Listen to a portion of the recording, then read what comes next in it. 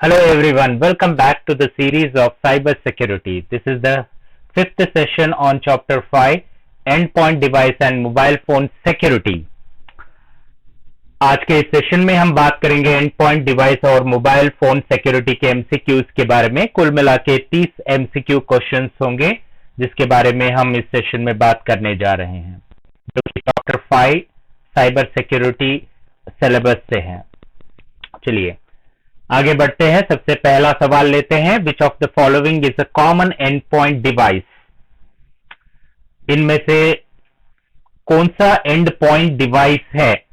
Option A laptop, option B mobile phone, option C printer या option D all of the above.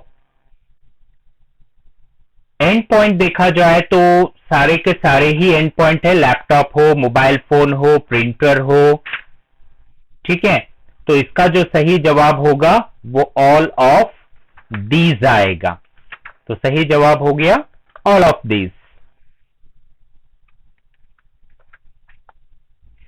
तो end point जो होता है, it refers to the protection of individual devices such as laptop, desktop, server that are connected to a network. यानी ये तीनों ही network से connected रहते हैं, लैपटॉप हो, मोबाइल फोन हो, प्रिंटर हो। सो ऑल ऑफ दीज इसका सही जवाब होगा। Question number 2, what is the primary purpose of end point device security? End point device की सिक्योरिटी का मुख्य उद्देश्य क्या है? To protect the sensitive data stored on the device, to prevent unauthorized access to the device, option C to detect and mitigate the malware threats, या फिर option D all of the above। And device security ये सारे ही security provide करता है, यानी कि protect the sensitive data stored on the device. किसी भी डिवाइस के ऊपर सेंसिटिव डेटा स्टोर्ड है तो उसको प्रोटेक्ट करने के लिए भी एंड पॉइंट डिवाइस सिक्योरिटी का इस्तेमाल किया जाता है। अनऑथराइज्ड एक्सेस को भी प्रिवेंट करने के लिए, यानी कोई अनऑथराइज्ड पर्सन किसी भी डिवाइस को, एंड डिवाइस को एक्सेस न करे, उसको प्रिवेंट करने के लिए भी एंड पॉइंट डिवाइस सिक्योरिटी का इस्तेमाल किया जाता है। और detect and mitigate the malware threads, यानी कि कोई भी थ्रेड है तो उस थ्रेड को डिटेक्ट करना, उसको रिजॉल्व करने का काम भी एंड पॉइंट डिवाइस सिक्योरिटी का मेन पर्पस है। तो ऑल ऑफ द अबव इसका सही जवाब होगा। The right answer is all of the above. Question number 3, what is mobile device management? तो मोबाइल डिवाइस मैनेजमेंट या फिर एमडीएम हम किसे बोलते हैं, किसे एमडीएम कहा जाता है? Option A security solution for end point device, option B a set of policies and tools used to manage mobile devices, option C a hardware component of endpoint devices, or is it option D none of the above? So MDM is a security approach that allows the organization to enforce security policies and manage, monitor and secure employees mobile devices such as laptops, smartphones, tablets, etc.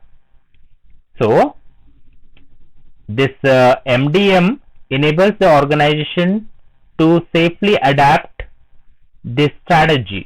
So therefore, if we talk about the right option for this question, a set of policies and tools to use to manage the mobile devices, because it allows the organization to enforce the security policy and manage and monitor and secure the employees mobile devices or laptops, smartphone, tablets. So therefore a set of policies, tools used to manage the devices is the right answer.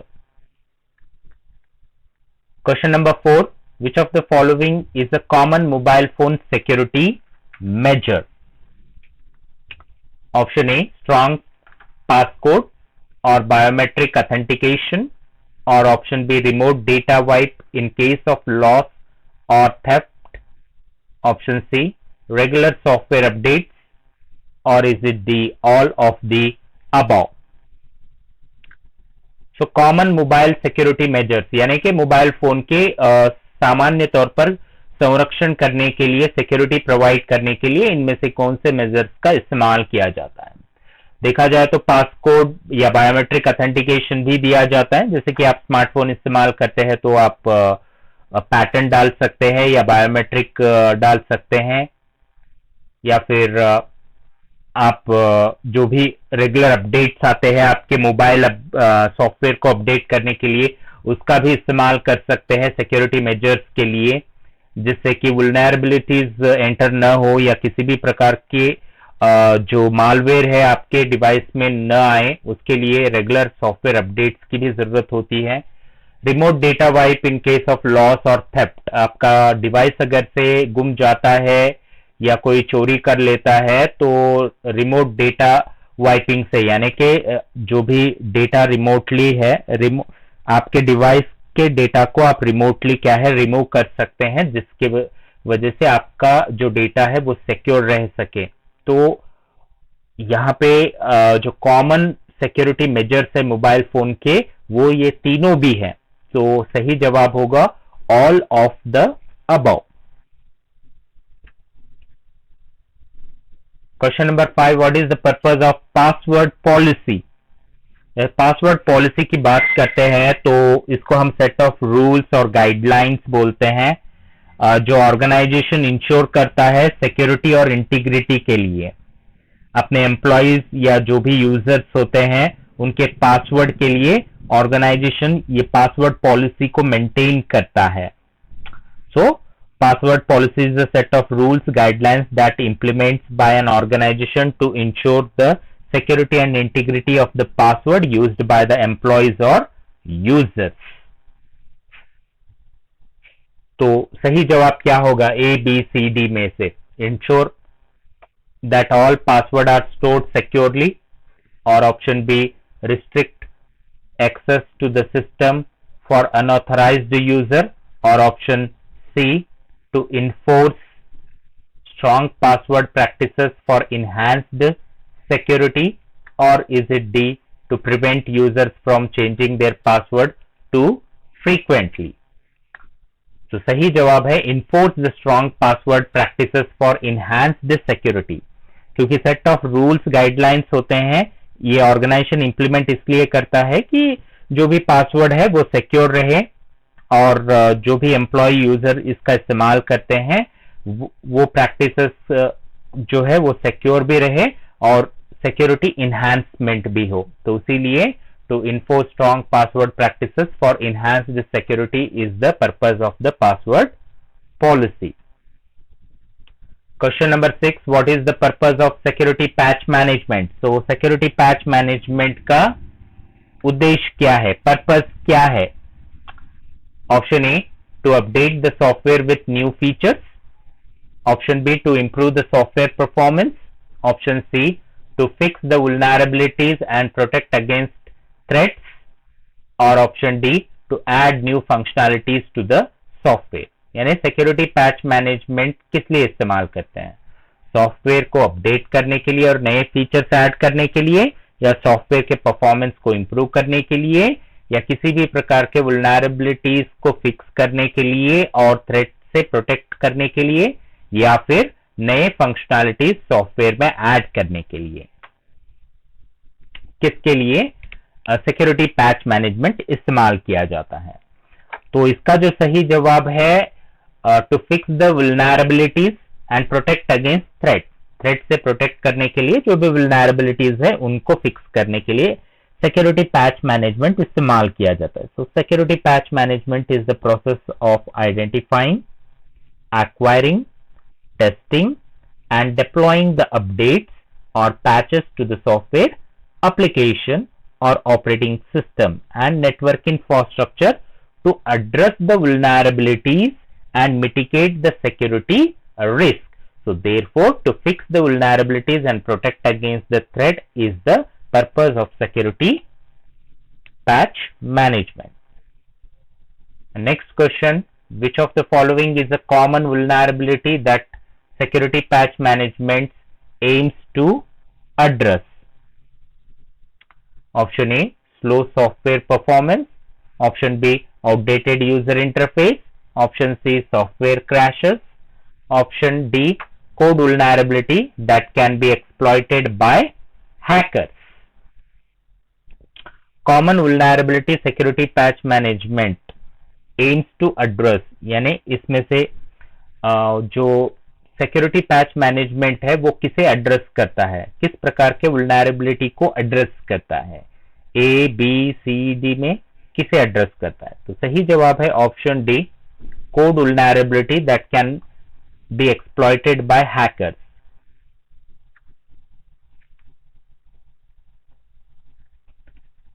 Next question. How often should security patches be applied? कितने अंतराल के बाद security patches को हम apply कर सकते हैं? Option A, once a year. Option B, once a month. Option C, every 6 months. Option D, as soon as they become available. तो सिक्योरिटी पैच कब अप्लाई कर सकते हैं? तो इसका जो सही जवाब है option D, as soon as they become available, यानी जैसे ही सिक्योरिटी पैच अवेलेबल रहते हैं हम उसको अप्लाई कर सकते हैं.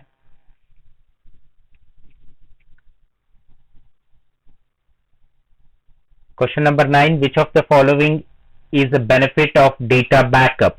इनमें से कौन सा डेटा बैकअप का बेनिफिट है? Option A, improved system performance. Option B, increase vulnerability to data loss. Option C, higher likelihood of data corruption. Option D, reduce the risk of data loss. वो कौन सा बेनिफिट है जो data backup हमें देता है? क्या वो सिस्टम के परफॉर्मेंस को इंप्रूव करता है, वुलनरेबिलिटी को इंक्रीज करता है जिससे कि डेटा लॉस न हो या डेटा लॉस हो, या higher likelihood of data corruption, यानी सिमिलर काइंड ऑफ डेटा को करप्ट करने के लिए इस्तेमाल होता है, या रिस्क को रिड्यूस करने के लिए इस्तेमाल होता है? जब भी डेटा लॉस होता है तो डेटा लॉस के रिस्क को रिड्यूस करने के लिए इस्तेमाल होता है. तो सही जवाब है option D, reduce the risk of data loss. So data backup से क्या है, जो भी डेटा लॉस होने का जो रिस्क होता है उसको रिड्यूस करता है डेटा बैकअप. यानी कि डेटा बैकअप के जरिए कोई डेटा लॉस भी हो गया तो मैं डेटा बैकअप के जरिए उस डेटा को रिगेन कर सकता हूं. तो ये क्या करता है, डेटा बैकअप डेटा लॉस के रिस्क को रिड्यूस करता है. तो सही ऑप्शन है option D.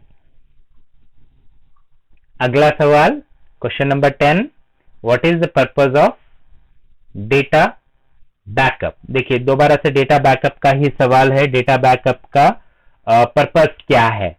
Option A, to intentionally delete the data from system. Option B, to protect the data threats such as system failures, hardware malfunctions or human errors. Option C, to make data available for multiple users simultaneously, or is it D, to slow down the system performance? So when we talk about the data backup, it refers to the process of creating the copies of data and storing them in a secondary location to protect against the accidental loss or corruption or damage. यानी जो data backup है ये एक process है जिसके जरिए जो भी आप फाइल क्रिएट करते हो उसका कॉपी क्या करता है, ये डेटा का कॉपी सेकेंडरी लोकेशन में प्रोटेक्ट करके स्टोर करके रखता है. अगर से एक्सीडेंटली कोई डेटा लॉस हो जाता है, डेटा करप्ट हो जाता है या डैमेज हो जाता है, उसके बावजूद भी आपको बैकअप मिलता है. उस डेटा को आप दोबारा से पा सकते हो क्योंकि उसका जो कॉपी होता है सेकेंडरी लोकेशन में होता है. तो इसके हिसाब से देखा जाए तो मेन पर्पस क्या है, to protect the data from common threat such as system failure, hardware malfunctions और ह्यूमन एरर, यानी इंसान के गलती की वजह से हो या हार्डवेयर के फेलियर के वजह से या सिस्टम के फेलियर के वजह से या किसी भी और प्रकार के थ्रेट के वजह से डेटा लॉस भी हो जाता है, तो उससे प्रोटेक्ट करने के लिए हम डेटा बैकअप का इस्तेमाल करते हैं। So option B is the right answer. Question number 11, which of the following is not a commonly used data backup storage medium? इनमें से कौन सा डेटा बैकअप मीडियम सर्वसामान्य तौर पर इस्तेमाल नहीं होता है? Option A external hard drives, option B CD DVDs, option C magnetic tapes, और is it D fax machine? अगर से कंप्यूटर की बात करेंगे, कंप्यूटर में हम सुनते हैं हार्ड ड्राइव्स इस्तेमाल करते हैं, चाहे वो इंटरनल हो या एक्सटर्नल हो, स्टोरेज के लिए इस्तेमाल किया जाता है, डेटा बैकअप के लिए सीडी डीवीडी भी डेटा बैकअप के लिए इस्तेमाल किया जाता है। स्टोरेज डिवाइस के तौर पर मैग्नेटिक टेप भी एक स्टोरेज डिवाइस है, मगर फैक्स मशीन स्टोरेज डिवाइस नहीं है। तो option D is the right answer, because not a commonly used data backup storage medium. So all three are the data storage medium. Fax machine is not a data storage medium. Question number 12, what does it means to download the third party software? Option A, downloading software from the internet. Option B, downloading software from the trusted source. Option C, downloading software from a reliable website. Or is it D, downloading software from an unknown source? Third party software download का मतलब क्या होता है? तो third party software download का मतलब क्या होगा? Option A, downloading software from the internet, right? The third party software download means downloading the software from the internet. Internet के जरिए हम थर्ड पार्टी सॉफ्टवेयर को क्या कर सकते हैं? डाउनलोड कर सकते हैं। Question number 13, why it is important to download third party software from reliable source? क्यों जरूरी है थर्ड पार्टी सॉफ्टवेयर को रिलायबल सोर्स से डाउनलोड करना? Option A, to ensure the software is legitimate and free from malware. Option B, to support the creator of the software. Option C, to get the latest version of the software. और is it D, to avoid paying for the software? Third party software reliable source से download करना इसलिए जरूरी है क्योंकि कोई error या कोई मालवेयर आपके सॉफ्टवेयर के साथ न आए, उसके लिए रिलायबल सोर्स होना बहुत जरूरी होता है. That reliable source ensures that you are downloading a legitimate and a free malware software. So therefore option A is the right answer. Coming to question number 14, what is the purpose of software updates? Software updates का purpose क्या है? Option A, to add new features to improve the functionalities. Option B, to remote bugs and security vulnerabilities. Option C, to optimize performance and speed. और is it D, to increase the capability with other programs? Software update का purpose हमें find out करना है कि purpose क्या होता है. अगर से सिस्टम में या हमारे स्मार्ट डिवाइसेस में सॉफ्टवेयर अपडेट्स करते हैं तो उसका मेन मकसद क्या होता है? मेन मकसद होता है to add the new features and improve the functionalities. जैसे कि आपके मोबाइल्स में भी अपडेट्स आते हैं, तो जब आप अपडेट कर लेते हैं तो आपके ऐप में क्या आ जाता है? नए फीचर्स आ जाते हैं, नए फंक्शनैलिटीज आ जाते हैं. So it improves the functionalities and add the new features. So that is the main purpose of the software updates. Question number 15, how can you manage the third party software on your computer? किस प्रकार से आप अपने computer पर third party software को manage कर सकते हैं? Option A, organise software licences and documentation. Option B, uninstall unnecessary और unused software. Or option C, keep all software up to date with the latest versions. Or is it D, all of the above? Third party software जब हमारे computer पे हम install करते हैं तो उसको manage करने के लिए हम क्या करते हैं, लाइसेंस एंड डॉक्यूमेंटेशन की भी जरूरत होती है, और अनइंस्टॉल अननेसेसरी जो भी सॉफ्टवेयर होते हैं उनको भी हम क्या करते हैं, अनइंस्टॉल करते हैं, और सारे सॉफ्टवेयर को अप टू डेट भी रखते हैं, और लेटेस्ट वर्जन को हम थर्ड पार्टी सॉफ्टवेयर के जरिए हमारे कंप्यूटर में इंस्टॉल करते हैं। तो ऑल ऑफ द अबव इसका सही जवाब होगा। Question number 16, which of the following is the best practice for device security policy? Option A, enabling automatic software updates. Option B, allowing user to install any application. Option C, disabling device encryption. Or is it the sharing device passwords with colleagues? तो किसे बेहतर practice माना गया है device security policy में? Automatic software update को माना गया है, या किसी भी एप्लीकेशन को यूजर अलाउ करता है उसे बेहतर प्रैक्टिस माना गया है, या डिसेबलिंग डिवाइस इंक्रिप्शन या डिवाइस इंक्रिप्शन को डिसेबल करना बेहतर प्रैक्टिस माना गया है डिवाइस सिक्योरिटी पॉलिसी में, या sharing device password with colleagues, यानी आपके डिवाइस के पासवर्ड को आपके कलीग के साथ, सहयोगियों के साथ अगर से शेयर करते हो तो उसे बेहतरीन प्रैक्टिस माना गया है। जो ऑटोमेटिक सॉफ्टवेयर अपडेट्स होते हैं वही बेहतर प्रैक्टिस होता है, बाकी तीनों नहीं होते हैं। ठीक है, किसी भी प्रकार के एप्लीकेशन को इंस्टॉल करोगे तो वो बेहतर सिक्योरिटी पॉलिसी नहीं माना जाता है।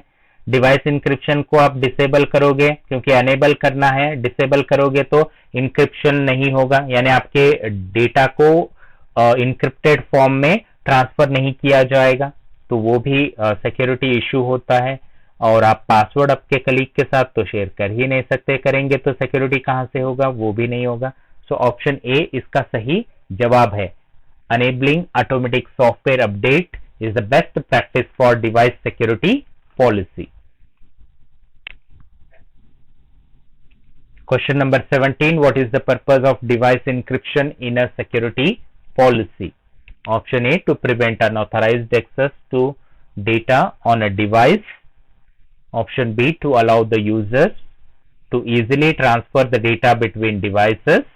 Option C, to improve the device performance. Or is it D, to enable the remote device management? Device encryption security policy में अगर से डिवाइस इंक्रिप्शन इस्तेमाल करते हैं तो उसका मेन मकसद क्या है? तो मेन मकसद है किसी भी अनऑथराइज्ड पर्सन को डेटा एक्सेस करने न देना ही डिवाइस इंक्रिप्शन का मुख्य उद्देश्य होता है। तो option A is the right answer, because the main purpose of device encryption in security policy is to prevent from unauthorized access to the data on the device. Whatever the data is available on the device, we won't allow any unauthorized person to access it. That is the main purpose of the device encryption. Question number 18, which of the following is a common requirement in a device security policy? Device security policy में common requirement क्या है? Option A, regularly backing up the device data. Or option B, allowing the device rooting or jailbreaking. Or option C, disabling two-factor authentication. Or option D, sharing device login credential with third parties. वैसे तो D तो clearly no doubt wrong option है। Sharing device login credential with third party के साथ login credential हम कभी भी share नहीं करते हैं, सिक्योरिटी पॉलिसी के अगेंस्ट है। तो कॉमन रिक्वायरमेंट क्या है इसमें? टू फैक्टर ऑथेंटिकेशन भी आप डिसेबल करोगे, यानी कि आप पैटर्न भी है और फेस रिकॉग्नाइजेशन भी है, उसको डिसेबल कर रहे हो। डिसेबल यानी कि उसको आप निकाल रहे हो, तो ये भी गलत हो जाएगा, राइट। और allow the device routing, device को राउटिंग करना, वो भी गलत है। तो बचा कौन सा? ऑप्शन ए ही बचा, regularly banking up the device data. आपका कॉमन रिक्वायरमेंट क्या है डिवाइस सिक्योरिटी पॉलिसी का? रेगुलरली डेटा बैकअप लेना, that is the common requirement in a device security policy. Question number 19. What is the purpose of implementing strong password policy in a device security policy? Device security policy में strong password policy implement करने के लिए आप क्या करेंगे? Option A, to enhance the security of a device login credential.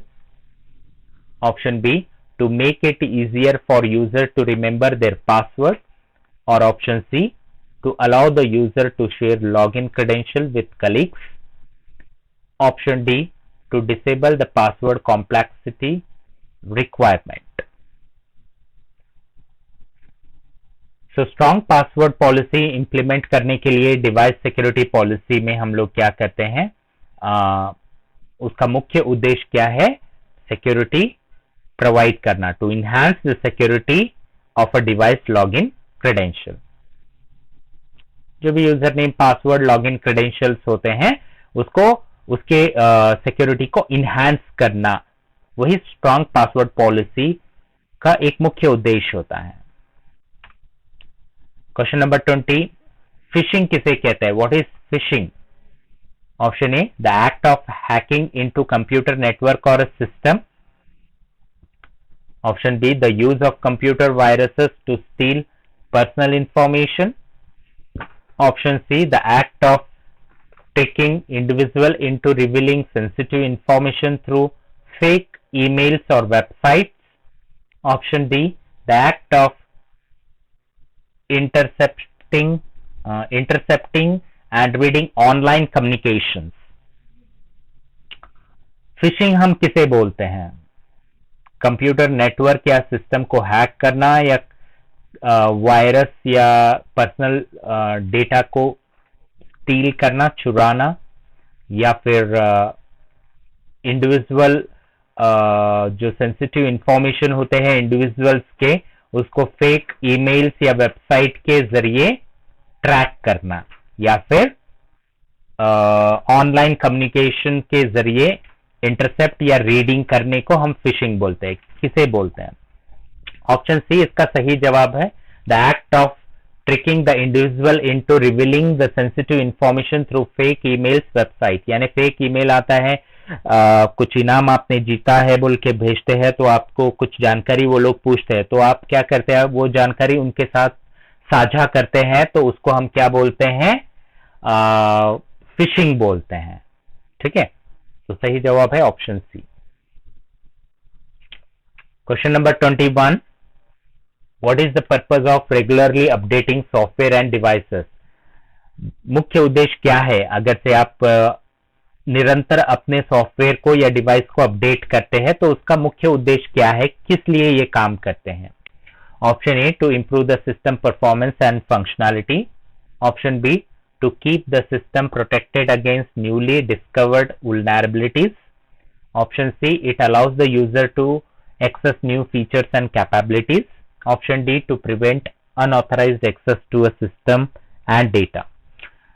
जो update आप करते हैं, अपने डिवाइस को अपडेट करते हैं या सॉफ्टवेयर को रेगुलरली आप अपडेट करते हैं, तो इसका जो मुख्य उद्देश्य होता है, ये क्या करता है? किसी भी प्रकार के नए जो वल्नरेबिलिटीज होते हैं, नए प्रकार के जो वायरस होते हैं, उससे प्रोटेक्शन पाने के लिए रेगुलरली हमारे डिवाइसेस और सॉफ्टवेयर को हमें अपडेट करते हुए रहना है. तो उस कारण से इसका जो सही जवाब होगा ऑप्शन बी होगा. It keeps the system protected against newly discovered vulnerabilities. जो भी नए किस्म के वायरसेस आते हैं, थ्रेट्स आते हैं, उससे प्रोटेक्ट रहने के लिए हमारे डिवाइस या सॉफ्टवेयर को रेगुलरली अपडेट करना है हमें. Question number 22. What is the significance of a host firewall? Host firewall का सिग्निफिकेंस क्या है? It protects the network infrastructure from external threats. Or option B, it protects the host from network-based attack.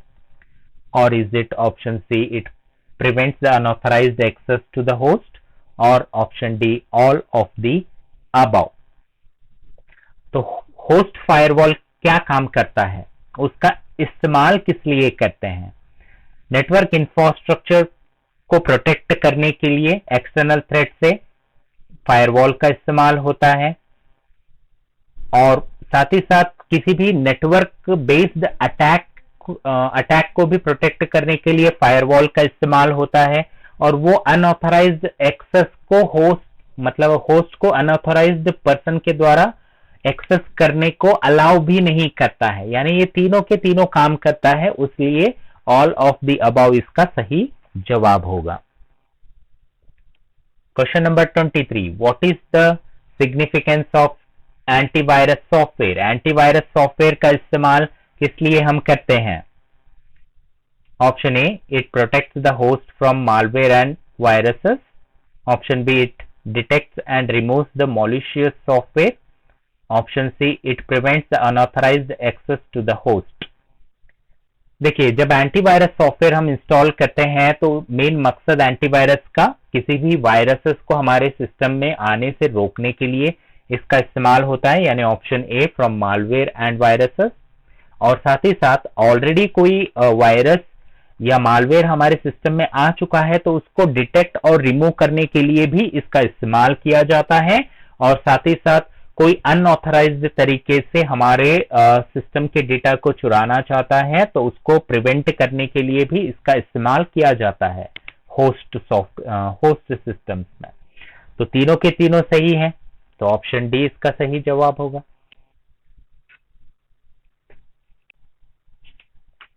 Question number 24, what is Wi-Fi security?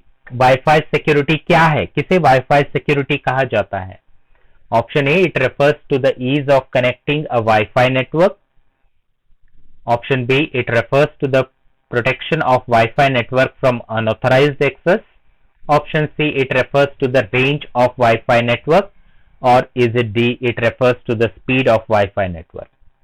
Speed से तो कोई लेना देना नहीं है, क्योंकि वाईफाई सिक्योरिटी की हम बात करते हैं तो किसी भी प्रकार के वुलनरेबिलिटीज को, मॉलिशियस कोड को या फिर अनऑथराइज्ड पर्सन को आने से रोकने के लिए सिक्योरिटी का इस्तेमाल किया जाता है। तो वाईफाई सिक्योरिटी शब्द का इस्तेमाल वाईफाई के साथ हो रहा है। वाईफाई क्या है? नेटवर्क है।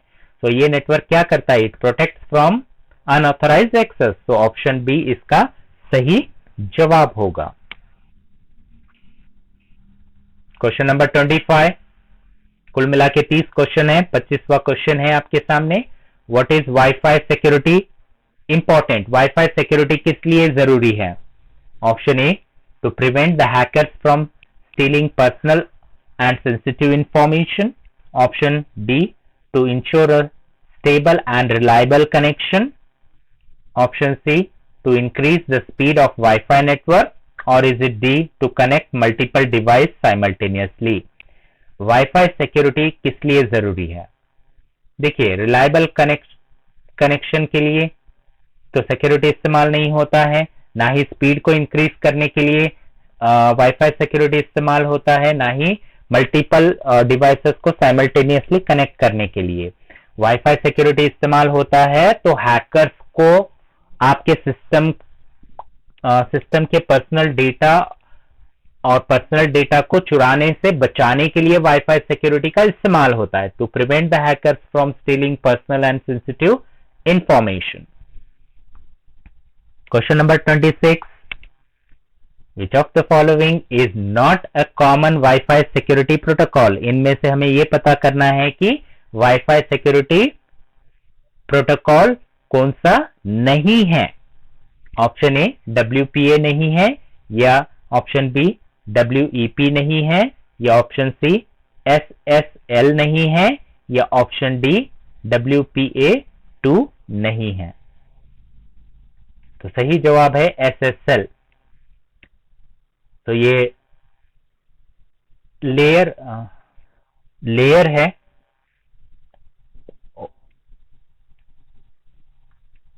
SSL रॉन्गली चूज हुआ है, WPA। तो SSL जो है ना, SSL जो है, ये SSL जो है वाईफाई सिक्योरिटी प्रोटोकॉल नहीं है। तो option C is the right answer. Question number 27, how can you improve Wi-Fi security? किस प्रकार से आप अपने वाईफाई सिक्योरिटी को इंप्रूव कर सकते हैं? Option A, changing the default router password. Option B, enabling network encryption. Option C, hiding the Wi-Fi network name. Or is it D, all of the above? Wi-Fi security को कैसे improve कर सकते हैं? How can you improve the Wi-Fi security? So changing the default router password को बदल के भी हम क्या कर सकते हैं? जो भी default password रहता है उसको बदल के हम स्पेसिफाई कर सकते हैं पासवर्ड, जिससे वाईफाई सिक्योरिटी प्रदान कर सकते हैं.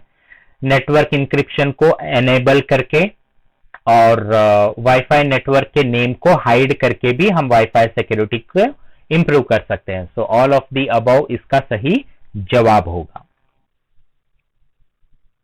Question number 28, what is the purpose of wifi password? Wifi password का पर्पस क्या है? किस लिए वाईफाई पासवर्ड का